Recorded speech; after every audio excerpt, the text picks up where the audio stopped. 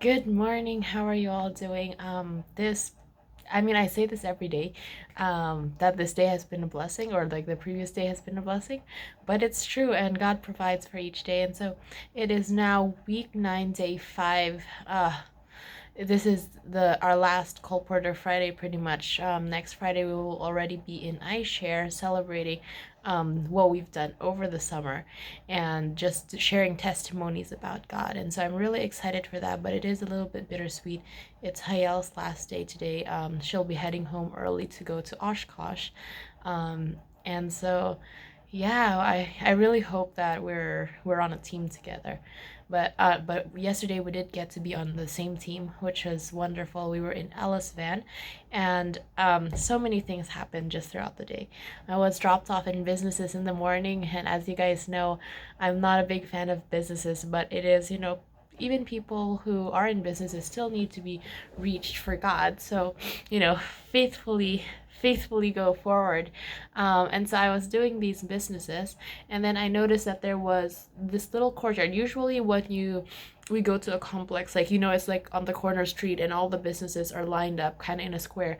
But this one, there were like two businesses in the front, and if you go in, there's actually more businesses along the side, and it was kind of like um not really a half circle, but it was really funny because the opening to it was small, and then you go in and there's more businesses in the back. And so I didn't realize how big of a courtyard it was, so I went in, and then there was this theater inside. So I walk in, where they usually get your tickets. But I saw on the guy's name tag it said manager. And so I just like, hi, I started doing my canvas, and then I showed him habits that heal, and I was like, prevention of weight loss, prevention of diseases, da da da da. And then he goes, I have no idea how you just entered my life, but I needed this right now.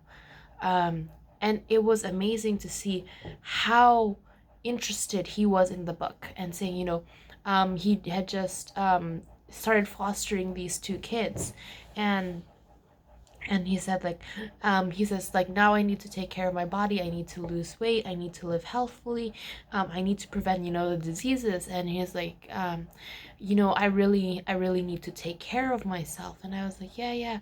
And then I was gonna canvas him on some other spiritual material, and he was like, oh, no, no, like, he already has those kinds of material. um but then he was really interested in the habits. And to me, um it was just a lesson, because sometimes when I get more of the like the medical, what do you call it? The health message. The health message is so important. And but I sometimes feel like, oh, they just got a cookbook or a health book, and they didn't get a chance to hear the gospel. But the health message ultimately leads to the gospel, and the Habits That Heal is a very well written book that does have excerpts from Ministry of Healing. So this still does lead into that spirituality, and so I am grateful for that, because sometimes I'm like begrudgingly like, oh, I only got health books out today. But even our health books does have spiritual content in them, so I take comfort in that. And then he was like, yeah, $10 to $20 donation. It's like, okay, hold on. And he was really engaging me. And so sometimes, when you're at a place of work, people are just quick, and they're like, oh, I have to get back to work, da da da da da. But he was like, no, no, no. It was like we were talking, and then he goes back inside to get the money, and then he's like, would you happen to have another copy of that book? And I was like, yeah, yeah, definitely. So he ends up getting two Habits That Heal. I'm guessing the other one is a gift.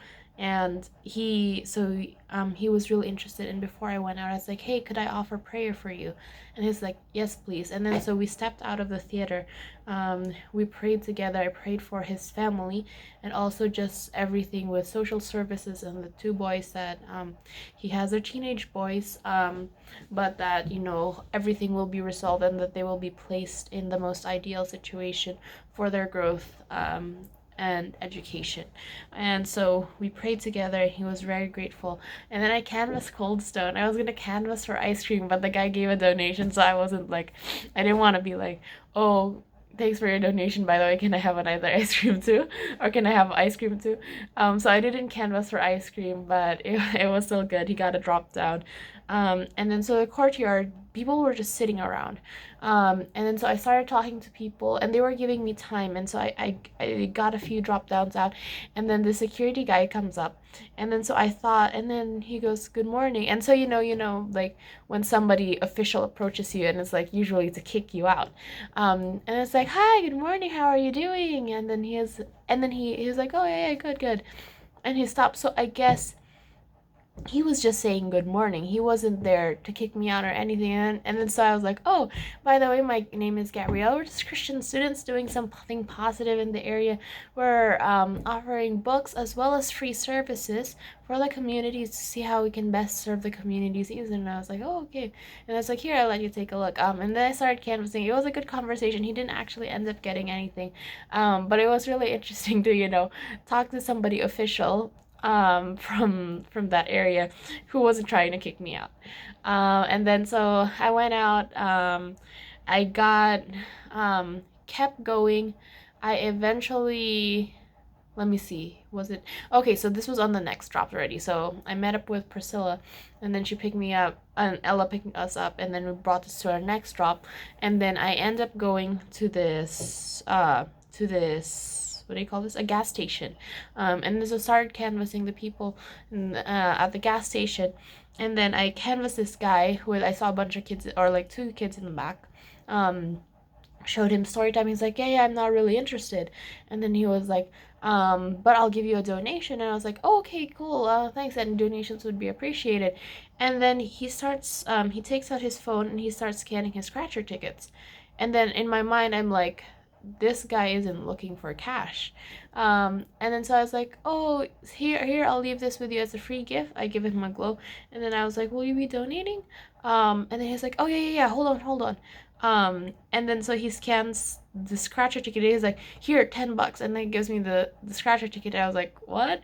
And then he's like, "Yeah, yeah, yeah, $10." And I was like, "Oh," I was like, "I never done this before, like what do I do?"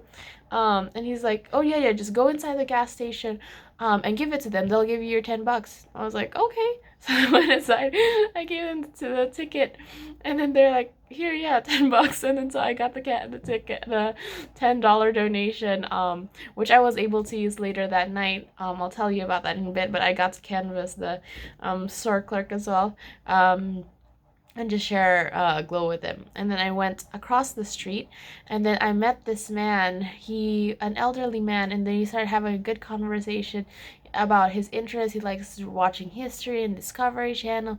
And I was like, "Oh, do you like reading or watching?" And he was like, "It's a 50-50." And then so I showed him the Great Controversy, and I asked him if like the text was too small for him, because especially for older people, I like to make sure that they'll be able to read. If not, I would just show them the DVD, because I think one of important things is that they're able to access this information. So even if they get it, but they're unable to read it, it's kind of useless. So I was either gonna show him that or Daniel Chronicles, but he ends up getting GC. I go inside, canvas everybody in there, and then one other guy gets Habits. I go out, go into the next building over, and then the guy gets Habitos, and then the lady gets another inside that gets another Habitus, and she was really interested in it, and like, this family. And so it was really interesting because I really got a lot of habits and Habitus out that yesterday, and just seeing people interested in the health message. We take a break for lunch. Oh no, so she Ella made we do some business cleanup. I go in to the business. Priscilla's already in there, but I didn't know which offices she had already done. And she was like, "Oh wait, no, I haven't done this one." And she was like, "Go," and pushes me towards one office. And then I talked to the lady inside, and she's like, "Yeah, I have family who have diabetes. I've just been very lucky with my health and what I eat, and be careful with it." And then so she ends up getting Habits that heal. And then Priscilla says, "I give people the holy push." And this is really funny because this has happened several times with Priscilla and people in businesses, where she like, "Anna, go canvas them. Michelle, go canvas them." And then people end up getting books from them. So she says she gives them the holy nudge for them to canvas people. And then a powerful experience at the end of the night. I was canvassing we were in apartments. I really like apartment buildings because they're right next to each other and you get to hit a lot of doors. Talking to this young lady. She is in she just graduated from medical school, but she looks really young. So I assumed she was college age, but she told me she had just graduated. And then when I asked about her religious background, she said that she wasn't at this point. I had already shown her Habits and LOL. And then she said, oh, she said she liked reading, but she was more leaning more towards Hinduism. And then I was like, oh, how did you come to that? He's like, I was actually raised Catholic, but when I started reading and researching for myself, there were a lot of things in the Catholic Church that I didn't agree with. And so I started studying other religions, and I really resonated with Hinduism. And I was like, oh, okay, that's very interesting. And then I tell her, how I'm going to Japan and they have all these different religions there. And it's really interesting to see people trying to search out the truth. And I was like, here, I'll let you take a look at this book. And especially because she did say she really liked reading, I show her The Great Controversy, and I say, this actually goes over the history of religious freedom. I don't actually remember if I said religious freedom specifically, but I was like, and explains why there are so many different Christian denominations, and all, if we all worship Christians, all worship the same God, but why there's so many denominations and da da da da da. And I was like, it goes to explaining, featuring men and women from history who, regardless of circumstances, society stood up for what they believed in and really pushed for what was right even when others were against them. And I showed her that. She's like, okay, that's really interesting. And she ended up giving a $20 donation. And I would have usually, when somebody over donates for a GC, we pair it GC answer book. But then because she was saying that she was more studying other religions, and I felt like it was, and from our conversation, I felt like it was too early to show something specifically on just Bible studies. And then so I went ahead and showed her Theodicy, which is, if God is good, why is there pain and suffering? And I was like, it kind of goes with the Great Controversy, and then answering questions, if God is good, why is there pain and suffering? And so that'll help her have a better understanding of who God is, and the Great Controversy, about the different religions and different groups of people and the history of religious freedom.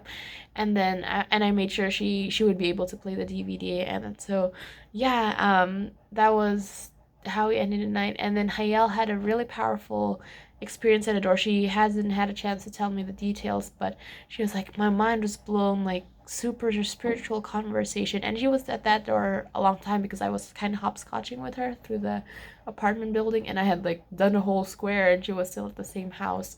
And he did end up getting an answer book. And then to see her, like, she was like mind blown, and I was like, weren't you expecting it? And she was like, no, I didn't think that this would happen, but like just God worked through this guy, on this guy's heart. And then you're explaining about hell and all of this stuff. And so it's really amazing to see that in someone else, especially when we've already been doing this for 9 weeks. It's a really short time to be doing this, but then after you've had so many experience, if you knock on so many doors, you begin to have like monotony to things. And then where people are just like, oh, it's the same story. But even then, even if you've done this 100 times over, God still has something new for you every day, and that's the amazing part. And yes, so I hope you guys have a nice day. That's all for today. I'm gonna get on with the rest of my day, and hope to see you guys again here tomorrow for week 9, day 6. It is Colporteur Friday today, day 5. And yes, looking forward to what God has for us on the field. Bye.